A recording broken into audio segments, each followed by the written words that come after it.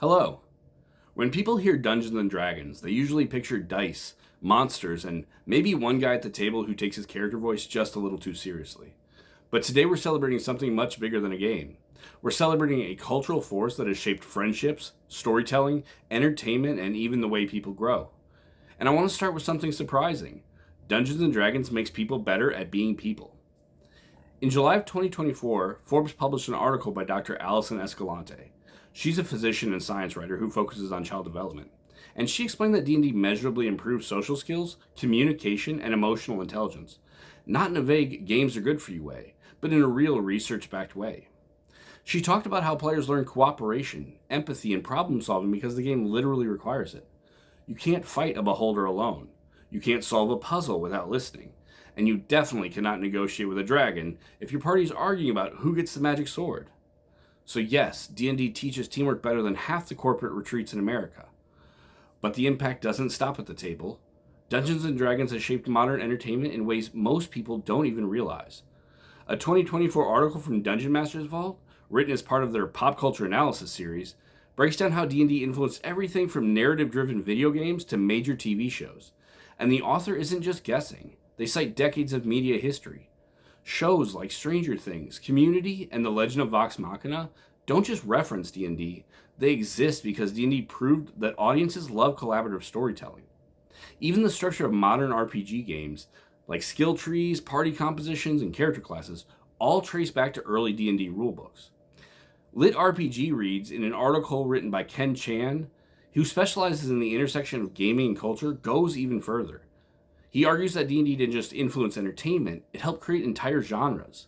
The MMOs we play, the fantasy novels we read, the streaming shows we binge, they all borrow from D&D's storytelling DNA.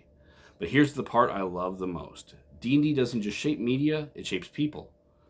Actor and producer Joe Manganiello, who some of you may know from his role as Alcide Herveau in the hit TV show True Blood, said this beautifully in a 2023 interview with CG Magazine, conducted by journalist Dana Eileen.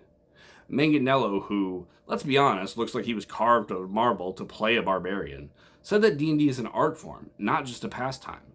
He talked about interviewing directors, actors, showrunners, musicians, and creators who all said the same thing. D&D taught them how to tell stories, how to improvise, collaborate, and how to imagine. Think about that.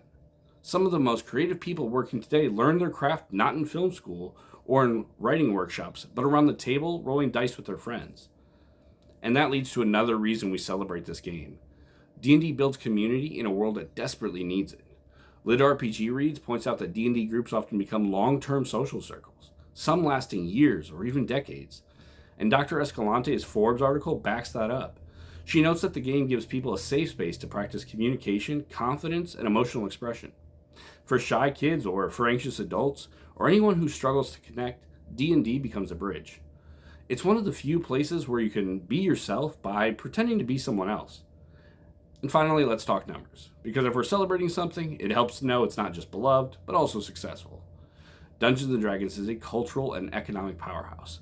The brand has generated billions in revenue across books, video games, merch, and licensing.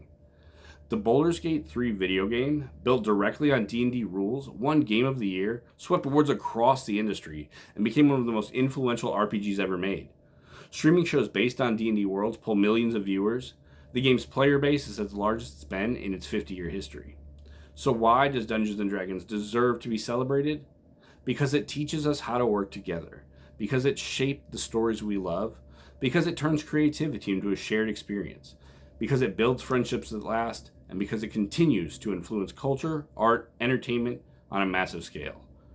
Dungeons & Dragons isn't just a game. It's a community, it's a creative engine and a cultural landmark.